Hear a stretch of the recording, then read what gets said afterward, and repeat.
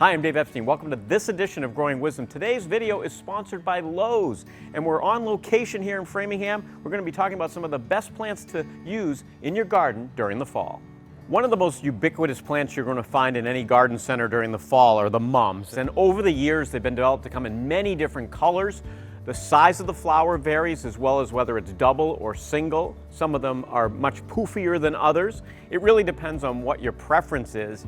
Now, one caveat with the mums, number one, they like to be in sun, and I also like to buy them when the buds are closed. So you can see here, there's some flowers that are open, but I tend to buy the ones that look like this because they're going to open up in the coming weeks. If I buy the ones that are already really open, which look really great today, they're not going to look as good 1 or 2 weeks down the road. In addition to mums, you're also going to find asters. So asters are another great fall plant, and we've got one of the white asters here. And these are also really beautiful. Now, unlike the mums, which I find don't come back as well each year, the asters will come back. If you put them in a sunny spot, they tend to thrive and you'll get years of enjoyment out of them. I tend to think of the mums as more of an annual. I think of the asters as a perennial. Another great perennial is the Montauk daisy. The Montauk daisies are also a fall blooming plant. They will come back year after year. Just one little hint, you can make a note in your calendar for next year. If you keep cutting them back up until about July 1st, they'll tend to be lower and thicker when they finally flower in September and October.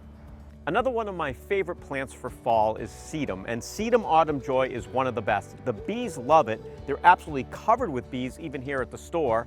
The plant will tend to flower for many weeks, sometimes from as early as late August all the way until early October.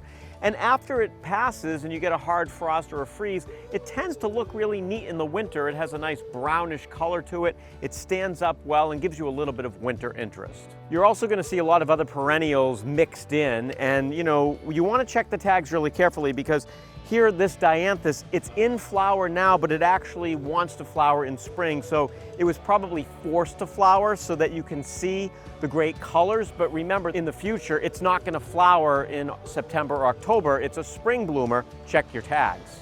In addition to the perennials, you're going to see a lot of shrubs and even trees at your garden center during the fall. It's a great time to plant. One of the things I recommend is be sure you understand why are you purchasing this plant. It should be something that you know where it's going to go in your garden. Usually the perennials will have a tag that says what zone it's hardy to.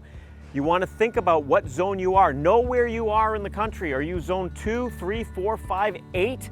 Don't buy plants that are only hardy to zone 6. If you live in zone 5, it probably won't make it through the winter. Another important aspect of all these cute little plants is that they're going to grow. Check the mature size. One of the biggest mistakes homeowners make is they plant everything too close together. It's too close to a walkway, the driveway, a window, or your house. These things are going to get a lot bigger than they are right now.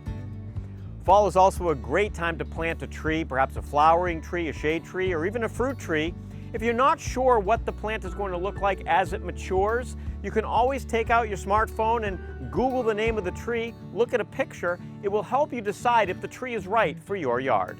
Fall truly is a great time to add a new perennial tree or shrub to your garden, and by carefully checking the zone hardiness, how much light it needs, as well as how big it's going to get, those plants are sure to provide years of enjoyment in your garden.